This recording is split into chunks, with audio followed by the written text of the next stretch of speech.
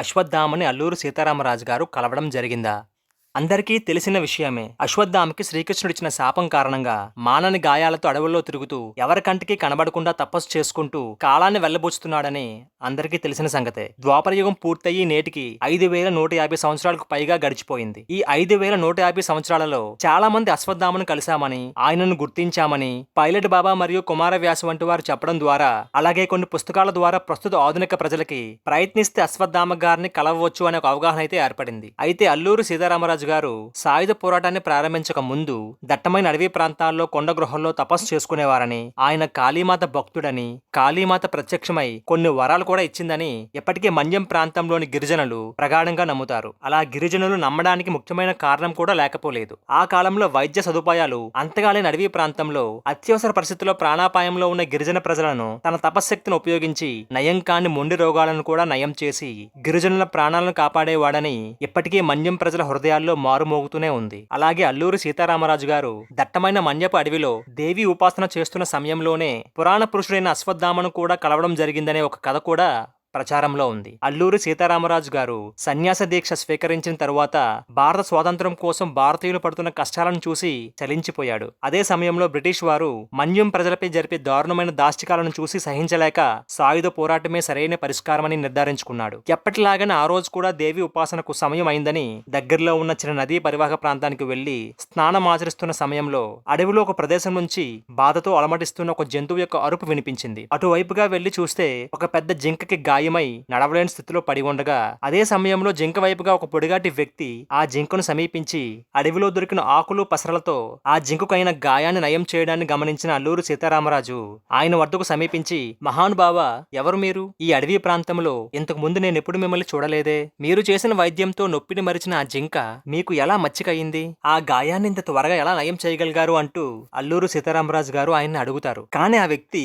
ఎటువంటి సమాధానం చెప్పకుండా అక్కడి నుంచి వెళ్లిపోతున్న సమయంలో సీతారామరాజు గారు ఆయనను వెంబడించి, అయ్యా, మీ వైద్య విధానంతో వేలాది గిరిజన ప్రజలను కాపాడవచ్చు, మృత్యు కోపం నుండి వారిని రక్షించవచ్చు, బ్రిటిష్ వారి ద్వారా భారత ప్రజలకు సంక్రమించిన భయంకరమైన రోగాలను నయం చేసి మన ప్రజలను కాపాడవచ్చు అని ఆ వ్యక్తితో సీతారామరాజు గారు పలికిన వెంటనే, భారతమాత దాస్య శృంఖలాలను తెంచడానికి నీ ప్రాణాలను పణంగా పెట్టి సాయుధ పోరాటానికి సిద్ధపడుతున్న నిన్ను చూస్తుంటే ఆనందంగా ఉంది. నీ వంటి వీరులు భవిష్యత్తులో భారత యువతకు ఆదర్శప్రాయులు కాగలరు. నేను చేసినది శీఘ్ర వైద్య విధానం. ఈ విధానం ద్వారా బాధితుడికి నొప్పి దూరం చేసి గాయాన్ని త్వరగా నయం చేసే ప్రక్రియ. నీవు అడిగిన ఈ వైద్య విద్యను నీకు ప్రసాదిస్తాను. కానీ అందుకు ఇప్పుడు సమయం కాదు. నీకు దేవి ఉపాసనకు సమయమైంది. ఉపాసన సమయంలోనే ఈ విద్య నీకు ప్రాప్తించగలదు అంటూ సీతారామరాజుల వారికి ఆ ఆజానుబాహువులు గల వ్యక్తి సమాధానం చెప్పి అడవిలోకి వెళ్లిపోతాడు. తరువాత సీతారామరాజు గారు నదీ స్నానం చేసి కాళీమాత ఉపాసన ప్రారంభించి ధ్యానముద్రలో ఉన్న సమయంలో ఎవరో ఒక వ్యక్తి తన దగ్గరకు వచ్చి తన చెవిలో విద్యను బోధిస్తున్న అనుభూతి ఆయనకు కలిగింది. అలాగే కొన్ని తాళపత్ర గ్రంథాలు తన కళ్ళ ముందు మెదిలినట్లు, ఒక దాని తర్వాత ఒక తాళపత్ర గ్రంథం తనకు కనిపిస్తున్నట్లు అనుభూతి కూడా కలిగింది.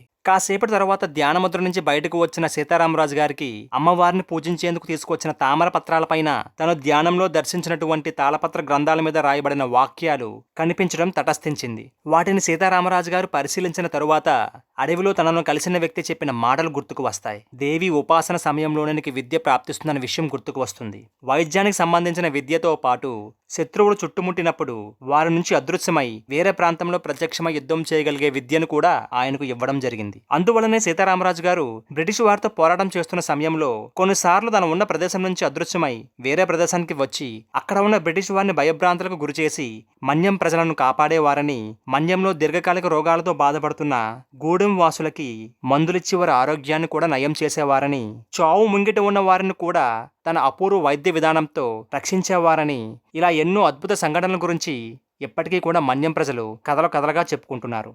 ఇది జరిగిన తరువాత అల్లూరి సీతారామరాజు గారు చాలా రోజుల పాటు అడవిలో తనకు విద్య సంప్రాప్తిస్తుందని చెప్పిన వ్యక్తి కోసం వెతకడం మొదలుపెట్టారు. కానీ ఆయన ఆచూకీ సీతారామరాజు గారికి దొరకలేదు.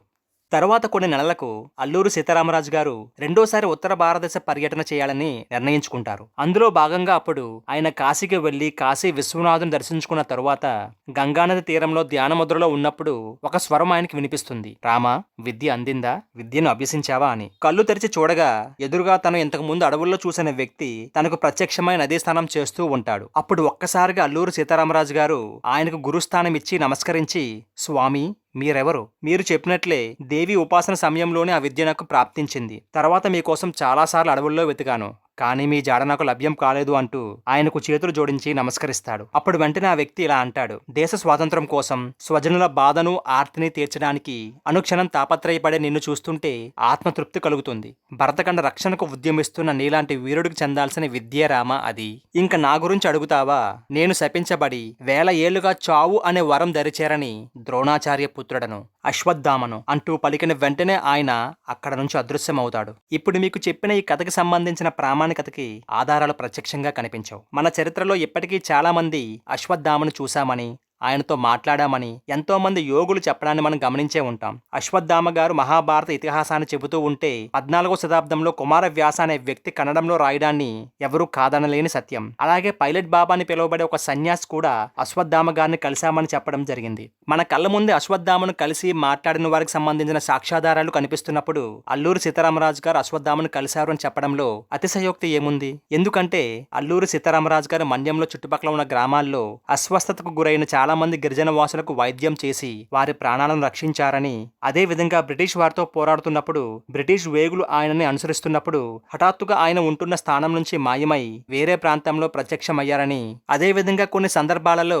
2 ప్రదేశాలలో ఒకేసారి ఆయన కనిపించారని బ్రిటిష్ వారి రికార్డుల్లో కూడా రాయబడి ఉంది. ఇది ఆధునిక సమాజం నమ్మినా నమ్మకపోయినా, భారత ప్రజలు గుర్తించినా గుర్తించకపోయినా ఆయన నడియాడిన నేల, సంచరించిన అడవి ప్రాంతం, ఆయన పీల్చిన గాలి, సంధ్యావందనం చేసిన నదీమ్మ తల్లి ఎప్పటికీ సీతారామరాజు గారి గురించి చాటి చెబుతూనే ఉంటాయి. తర్వాతి తరాలకు ఆయన గాథను వినిపిస్తూనే ఉంటాయి. ఈ వీడియో మీకు నచ్చినైతే లైక్ చేయండి, షేర్ చేయండి, కామెంట్ చేయండి. అలాగే మా ఛానల్ కూడా సబ్స్క్రైబ్ చేసుకోండి. పక్కన గంట మాత్రం కొత్త మర్చిపోకండి.